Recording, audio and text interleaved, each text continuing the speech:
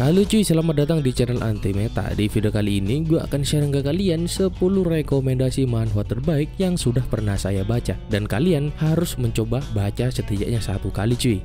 Nah, untuk listnya kali ini gue bakal share manhwa dengan karakter utama yang overpower seperti biasanya. Penasaran apa aja komik atau manhwanya? Nah, sebelum lanjut ke listnya, buat kalian yang baru gabung di channel ini, jangan lupa subscribe dan nyalakan notifikasinya cuy, agar tidak ketinggalan video-video menarik dari channel ini. Yuk, tanpa basa-basi lagi, langsung saja masuk ke videonya.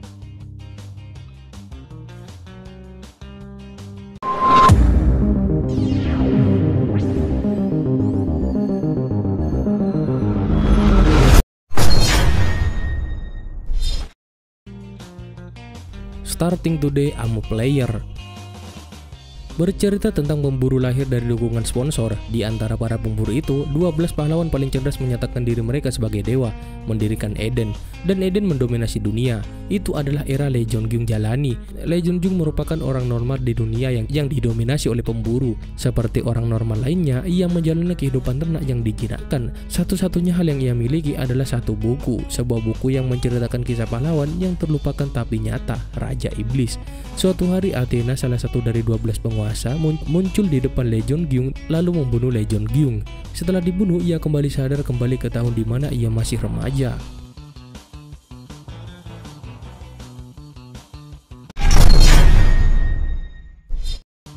How to Live as a Villain. Manhwa How to Live as a Villain yang dibuat oleh komikus bernama Gam Sang-kyu ini bercerita tentang Seong-hoon dipilih sebagai pemain dalam permainan hebat untuk memilih penerus dewa berikutnya. Seong-hoon tiba-tiba jatuh ke dunia lain untuk berpartisipasi dalam permainan untuk menjadi dewa. Dunia lain yang mirip dengan game ini berisi pemain yang bekerja sama dan juga saling membunuh dengan darah dingin. Seong-hoon, seseorang tanpa bakat, menggunakan trik jahat dan kasar untuk menjadi pemain yang sangat kuat.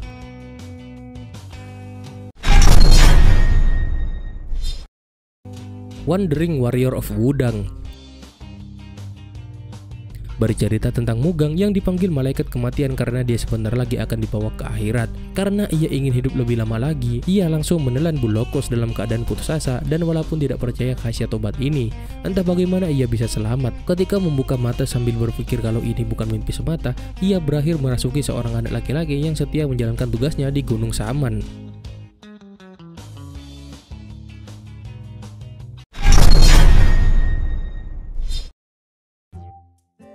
Legendary Youngest Son of the Marquis House. Menceritakan tentang kisah seorang anak laki-laki yang ingin melakukan balas dendam. Ia ingin menggulingkan kerajaan Tulkan, satu-satunya negara yang mendominasi benua ini. Ia selalu berhasil mencapai kemenangan dan telah menyelesaikan semua yang harus dilakukan sehingga merasa puas. Hal ini karena ia tidak lagi punya alasan untuk hidup. Ia akhirnya merasakan jika jantungnya berhenti berdetak. Namun tiba-tiba ia bereinkarnasi ke tubuh seorang anak laki-laki dengan rambut hitam dipantulkan dalam cermin. Dia terlihat seperti dirinya saat berusia 14 tahun dengan cerita di 20 tahun yang lalu.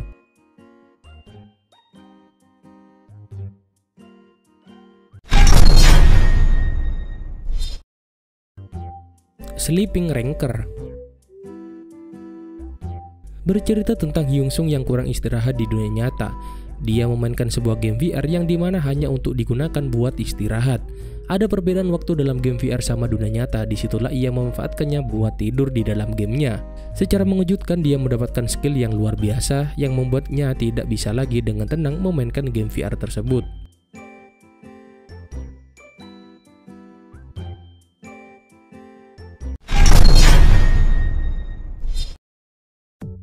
I Reincarnate as the Crosshair. Manhwa yang dibuat oleh komikus bernama Dae Eun-hee ini bercerita tentang putra klan Namyangga dari murid Maengism. Meskipun disebut mesin terbaik sepanjang masa, dia diracuni bahkan sebelum dia bisa menjadi pustakawan. Kulitnya putih seperti abu-abu dan tubuhnya ramping dan memanjang. Dia berinkarnasi dalam tubuh orang bodoh yang tidak memiliki segalanya kecuali penampilannya. Itu juga merupakan tubuh dari gereja minoritas penyihir kontemporer. Dari sinilah cerita dimulai.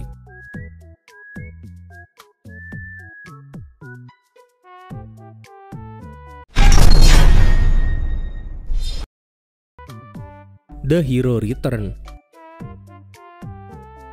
Manhwa The Hero Return yang dibuat oleh komikus bernama Black Ajin ini bercerita tentang pahlawan kemanusiaan terkuat Kim Sung Bin. Dia mempertaruhkan segalanya dan bertarung, tapi dia masih tidak bisa mencegah kehancuran dunia. Namun legendanya baru saja dimulai saat dia kembali 20 tahun ke masa lalu. Sekarang sepenuhnya dilengkapi dengan kekuatan dan pengalaman yang luar biasa. Cerita seorang pahlawan belum berakhir.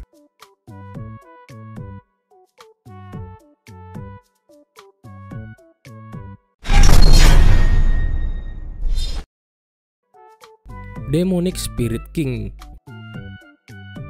Manhwa yang dibuat oleh komikus bernama Son Kofu ini bercerita tentang di dunia di mana dunia murim di masa lalu berlanjut ke zaman modern. Setelah pembunuh Demonic Spirit King menghilang tanpa jejak, murim menghabiskan hari-harinya dengan damai. Suatu hari, obat yang meningkatkan kekuatan batin seniman bela diri muncul, dan tepat pada waktunya, Raja Roh Hantu yang telah menghilang menunjukkan dirinya. Kemudian murim yang damai terjun ke pusaran kekacauan sekali lagi.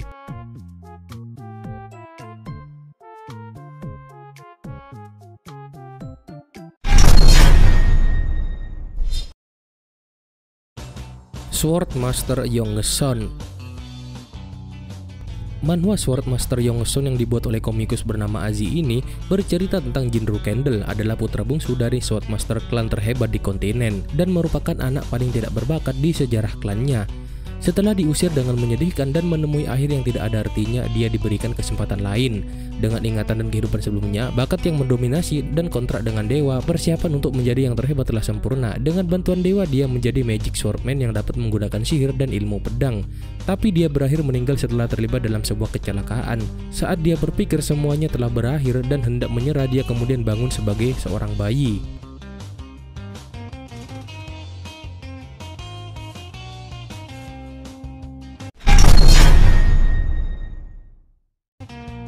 Dem Reincarnation. Menceritakan Hamel merupakan salah satu dari 5 pahlawan yang hendak menaklukkan Raja Iblis. Namun sayang, langkah Hamel harus terhenti ketika mati saat menyelamatkan salah satu rekannya, Vermon, yang diserang diam-diam oleh salah satu iblis. Setelah mengucapkan kata-kata menyentuh untuk rekannya, Hamel akhirnya mati. Namun Hamel lahir kembali di salah satu keturunan keluarga sahabatnya, Vermon, sang pahlawan, yang kini bernama Eugene Lionheart. Itu nama baru Hamel setelah reinkarnasi di masa depan.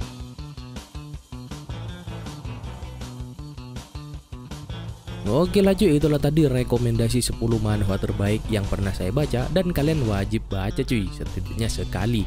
Jika ada dari kalian yang ngerasa ada manhwa yang belum saya bahas di video ini, kalian bisa komen di bawah.